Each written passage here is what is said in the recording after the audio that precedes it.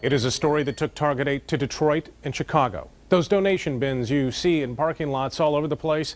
Well, Target 8 unveiled last fall that your items may not all be going to a good cause. Now the city of Grand Rapids has a stern message: get rid of them. That's what it's telling owners of the clothing donation bins, which have multiplied in the last couple of years. As Target 8 investigator Henry Erb shows us, the city is tired of the mess they're creating. Here is the mess that the city of Grand Rapids is talking about: an old broken chair, a kid's car seat, some old pillows. That's why the city wants to get rid of these clothing bins. This stuff doesn't belong here. But people keep dumping trash outside the clothing donation bins, and the bin owners are often slow to clean it up. We have received numerous complaints from citizens. Commissioners have received numerous complaints. Tyler Nickerson says there's a clothing donation bin just down the street from where he lives on Wealthy. Yeah, once in a while throughout the city I've seen these bins overflow.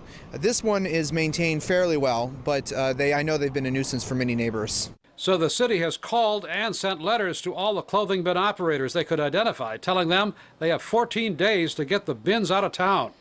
There's no new rule about it. Schultz says the bins violate an existing city ordinance. It's really a standard regulation and typical zoning codes that you can't have a secondary use unrelated to the primary business on the property. For example, this Salvation Army clothing bin is on Salvation Army property and it's okay. But if they put it outside a grocery store, that's not. And in fact, they have some on other people's property. It looks like we will lose some of them, yes. When we were investigating the bin business last fall, he told us the Salvation Army was losing clothing donations to a growing number of bins placed by out-of-town organizations. Our targeted investigation found some of those bins were actually operated by profit-making used clothing businesses, taking advantage of a boom in textile prices, giving only a fixed, sometimes small fee to a charity for the use of its name.